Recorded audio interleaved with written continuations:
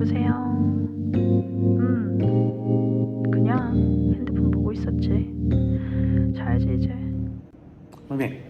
Para esta primera parte, entonces vamos a analizar el péndulo simple y lo vamos a arrancar de 4 configuraciones diferentes. Ahorita vamos a ver. Para empezar, colocamos estas dos masas al final. Estas dos masas son mucho más grandes comparadas con el peso de la varilla, por lo tanto vamos a poder modelarlo como un péndulo simple. Pueden ver ustedes ahí en la configuración, está conectada a la interfaz. En mi caso es la portátil, pero en el caso de ustedes sería la interfaz normal, ¿verdad? Ya está configurada con su sensor de rotación. Y entonces jalamos un gráfico y ponemos a medir acá el ángulo en radianes, ¿verdad? Contra el tiempo, lo normal. Pero aquí viene una cosa interesante y nueva, y es que vamos a ponerle condiciones de arranque. Vamos a querer que nuestro sistema arranque con una posición inicial específica y vamos a poder medir la velocidad inicial, y con eso vamos a predecir cómo se va el modelo teórico y luego lo comparamos con el experimental. Entonces aquí en Capstone es muy sencillo, le damos aquí a este botón que dice condiciones del registro, aparece este pequeño cuadro y le damos a donde dice condiciones de inicio. Entonces aquí donde dice ninguna le ponemos basada en medidas. Entonces en las medidas escogemos ángulo y le ponemos algún ángulo acá. Yo voy a poner un ángulo de 0.2, que ha sido que es un ángulo relativamente pequeño, creo que es un poquito más grande que 15 grados, ¿verdad? Para que el modelo de péndulo de ángulos pequeños funcione. Y le pueden poner condición de parada para que pare luego de algunos segundos. Le podemos poner que pare, le ponemos aquí basados en tiempo, y luego de que pare luego de 5 segundos. Entonces, para que tome 5 segundos de medición, le vamos a aceptar.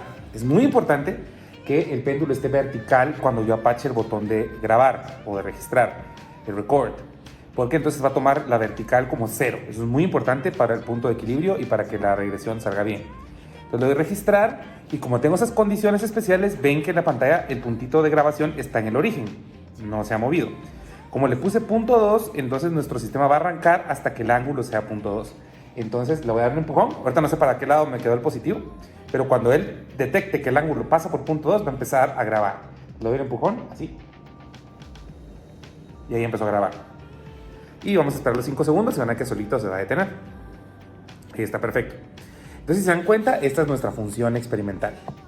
Aquí tenemos nosotros nuestra función. Si se dan cuenta, está comenzando en un ángulo de punto 2. Ahí fue cuando arrancó el sistema. Y yo quiero saber su velocidad al principio. Entonces, eso también lo podemos hacer acá. Le damos a este botón que dice determinar pendiente. Y aparece esta especie como de 2 botones aquí. Entonces, lo vamos a arrastrar para colocarlo justo al principio. Ahí. Entonces ahí tenemos este valor de 1.225 radianes por segundo. Entonces tengo un sistema de un péndulo simple que está arrancando en un ángulo. De hecho, si se dan cuenta, el primer ángulo no lo registró en punto 2 exactamente porque se estaba moviendo. Lo registró más o menos en punto 3. Deben tomar el valor exacto. Con este valor de herramientas coordenadas pueden colocarse justo en el primer punto que tomó. Vamos a ponerlo aquí. Y ven ustedes que aparece con un valor de, en mi caso, 0.292 radianes y una velocidad de 1.225 radianes por segundo. Con esos valores de condiciones iniciales, ustedes deben de obtener la ecuación matemática de la posición. Y luego la vamos a graficar junto con esta otra y las vamos a comparar. Y ahora lo que hay que hacer es solo repetir la experiencia, pero ahora poniendo la condición inicial de otra manera. Por ejemplo, podríamos poner que la condición inicial fuera una velocidad, una posición negativa con una velocidad positiva. Queremos hacer las 4 combinaciones: positivo, positivo, positivo, negativo, etc. Entonces le voy a dar aquí otra vez a las condiciones de registro. Vamos a parar esto para que no se dispare automáticamente. Le doy condiciones de registro. Entonces ahora, como la primera que puse fue con punto 2 positivo, ahora le voy a poner negativo punto 2. Ahí está. Entonces eso es todo lo que cambio. Dice que es superior, también debo cambiar eso. Dice es superior, le voy a poner ahora es inferior para que arranque para el otro lado, ¿verdad? Entonces le doy a aceptar, le doy registrar. No se mueve, ¿verdad? El péndulo está moviendo, pero no pasa nada. Entonces ahora le voy a dar un empujón. Para cualquier lado, no importa, cuando él detecte ese punto 2, que va a ser para el lado contrario, se va a activar. Entonces le doy un empujoncito muy suave.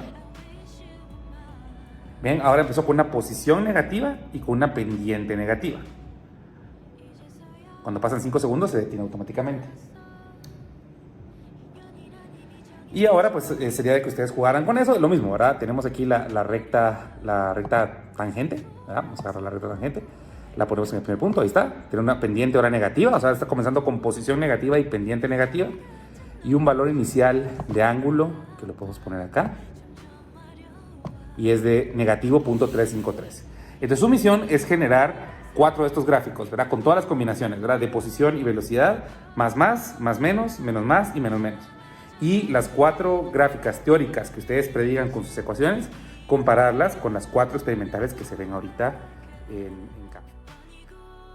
Para poder hacer la comparación teórico versus experimental, ustedes deben saber que lo único que hay que comparar son las 3 constantes del modelo. Para la parte teórica, ustedes a partir de las condiciones iniciales que midieron experimentalmente, o sea, el primer punto y la primera pendiente, con sus ecuaciones que ustedes aprendieron en clase, pueden tener la amplitud y la fase teóricas. Y la frecuencia angular teórica es muy fácil, es solo la raíz cuadrada de G sobre L. Lo teórico está muy fácil. Para lo experimental, ustedes lo que tienen que hacer es tomar sus datos completitos, todas las oscilaciones que tienen ahí en Capstone, y aplicar la regresión de Zen. Entonces van a obtener la amplitud experimental, el phi, la fase experimental, pero noten que la regresión es con Zen, y la fórmula teórica que aprendimos del libro es con coseno. Entonces estas dos fases van a diferir, deberían de diferir en pi medios. Entonces esta fase que está aquí no les va a quedar el mismo valor numérico que la teórica, pero debería quedarles corrida pi medios. Entonces le restan ese valor de pi medios para luego poder hacer el porcentaje de error. Y por último, la omega experimental, esa la da la regresión. Entonces cada una de estas constantes ustedes las van a comparar mediante porcentaje de error para las 4 corridas. Debo destacar que esta ecuación teórica para el ángulo de fase, recuérdense que hay que tener cuidado con esa tangente inversa, ¿verdad?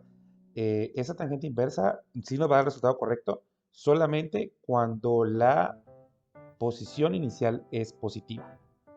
Para los casos donde la posición inicial es negativa, hay que hacer un ajuste a este ángulo que nos va a salir de acá, ya sea obteniendo su ángulo suplementario o su suplementario negativo. Ustedes deben hacer ese análisis con mucho cuidado, con ayuda de su profesor, para que les quede el ángulo correcto.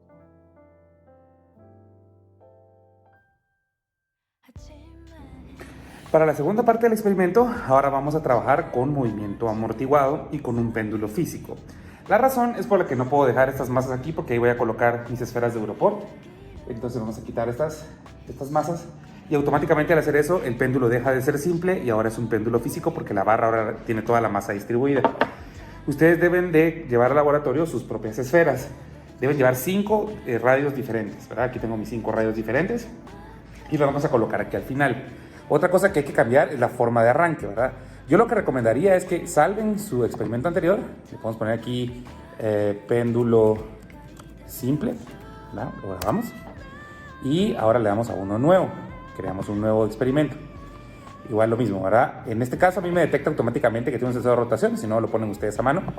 Y jalamos gráfico. Lo mismo, ¿verdad? Posición, tiempo. Posición angular, tiempo. Ahora vamos a venir y tomar una de nuestras esferas. Yo les recomiendo que vayan en orden, ¿sí? Yo voy a empezar con la del centro porque solo voy a hacer yo una. Pero ustedes en su experimento van a hacerlo con una corrida con las 5 esferas. Entonces vienen acá, perforan con mucho cuidado.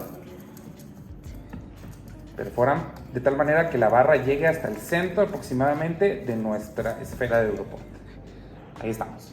Muy bien. Entonces, queda un poquito torcida. Vamos a alinearla lo mejor que se pueda. Procuren de que quede lo mejor posible, ¿verdad? Lo mejor centrada posible. Entonces ahora las condiciones de arranque son normales, ¿verdad? No debemos hacerlo de las condiciones especiales. Y entonces le damos un grabar normal. Siempre que esté vertical al principio, le damos grabar. Ahí empieza en 0 y luego le doy una pequeña estimulación al sistema y que oscile. Y ahí lo dejan oscilar. Deben dejarlo oscilar hasta que el Europort causa con el aire un amortiguamiento bastante significativo. Y ustedes van a empezar a observar el decaimiento exponencial. Ahorita lo van a empezar a ver ustedes en la gráfica. Van a ver cada vez un menor y uno menor. Y ahí va bajando.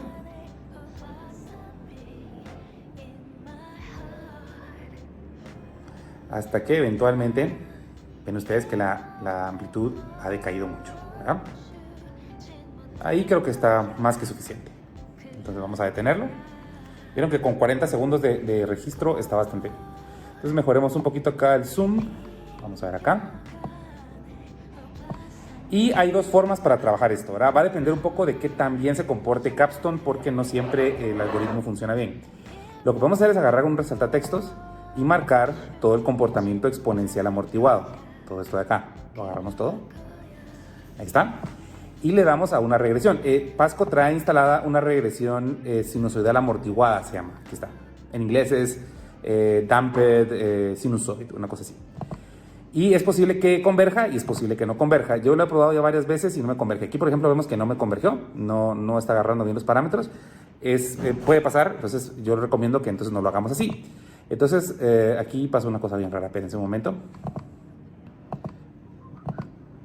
Entonces lo que yo recomiendo es que vayamos midiendo máximos consecutivos, sus coordenadas temporales y de posición. Por ejemplo, este que está aquí, que tiene coordenadas 4.4 y 5.15. Y lo vayamos pasando a un Excel. Es la forma que yo recomiendo más segura, ¿verdad? No va a haber tanto pierde ahí. Entonces, ahí está Excel. Y entonces aquí tenemos tiempo y posición angular.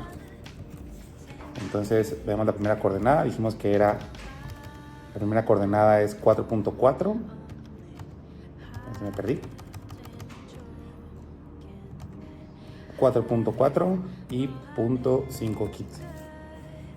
Vamos al siguiente. Si quieren, para no tomar tantos, podemos irnos de 2 en 2. Me voy a brincar uno. Este sería la coordenada 665. Y en ángulo de .407. Me brinco uno. Tenemos aquí ahora 885 con una posición de .353. Me brinco una. Tenemos ahora 11.05 y en el ángulo tenemos .309. Vamos a tomar unos 3 más. Me brinco una. Tenemos ahora 13.3 con .254. Me brinco una. Tenemos 15.45 con una posición angular de .245. Y una última. Voy a brincar la siguiente. Estamos. Tenemos 16.6 con un ángulo de .218. Ok, entonces ahora vamos a graficar estos puntos. Insertamos un gráfico de dispersión y eso debería ser una función exponencial, es lo que la teoría nos dice. Entonces le aplicamos una curva de regresión, línea de tendencia, del tipo exponencial. Ahí está. Y le pedimos que nos dé la ecuación y el r cuadrado. Entonces ahí ya tenemos la información que necesitamos. Lo que necesitamos es el coeficiente del exponente. Vamos a agrandarlo para que se me vean. Vean que la r cuadrado es .989, está bastante bien, está bastante acertada. Y nos queda un coeficiente de .067. Ese valor de 0.067 que estoy subrayando ahorita corresponde a lo que la teoría nos dice que es B, el amortiguador, partido 2 veces la masa. Entonces, como tenemos la masa, bueno, va a ser un poquito diferente dependiendo de, vamos a hacer la deducción, ¿verdad? Pero depende de la masa, ¿verdad? Entonces esa masa la conocemos, ¿verdad? La pasamos a multiplicar y ya tenemos entonces el valor del coeficiente. Entonces vamos a obtener el coeficiente para las 5 esferas y la pregunta experimental que queremos responder es si el coeficiente depende del radio de la esfera. Ok, entonces aquí les voy a enseñar cómo hacer para intentar ver si hay alguna correlación entre el coeficiente de amortiguamiento y el radio de las esferas.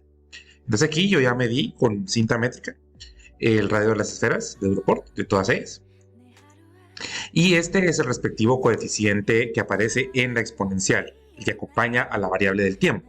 Por esa razón es que sus dimensionales son segundo a la menos 1, ¿verdad? Ok, también ya obtuve las masas de las esferas, ¿verdad? Yo tengo las masas de las esferas. Entonces, para obtener el coeficiente de amortiguamiento necesito multiplicar el coeficiente de la exponencial por 2 veces la masa total del sistema. Entonces, voy a hacer eso. 2 por el coeficiente del exponente por la masa total, que sería la masa de la esfera, sumándose con la masa de la barra. Como la de la barra no se tiene que correr, le voy a poner F4 para que no se copie, que son 27 gramos según Pasco. Y entonces ahí está el coeficiente de amortiguamiento para la esfera más pequeña y corremos para obtener el coeficiente hasta llegar a la esfera más grande. Esos son todos los coeficientes de amortiguamiento de nuestro sistema. Entonces ahora voy a intentar ver si hay alguna correlación. Entonces tomo los radios, tomo los coeficientes e inserto un gráfico de dispersión. Y vemos que pareciera como que quisiera ver una correlación, pero no la encontré. Si le tiro una línea de tendencia, vamos a tirar una línea de tendencia lineal. Veamos qué coeficiente de correlación nos tira, qué tan grande nos queda. Y nos queda un coeficiente de correlación de 0.4, bastante pequeño. Por lo que yo, a partir de mis datos, ¿verdad? Concluiría que no hay correlación. Pero eso no necesariamente implica que a todos les va a quedar igual. Recuérdense que aquí hubo otros factores como viento que venía de fuera, el aire tendría que estar en reposo para que siempre funcionara y otros factores externos que ustedes deben debatir. Entonces es posible que a algunos de ustedes sí les quede una correlación. Lo importante es que lo hagan de la mejor manera posible. Entonces yo a partir de mis datos concluiría que no hay correlación.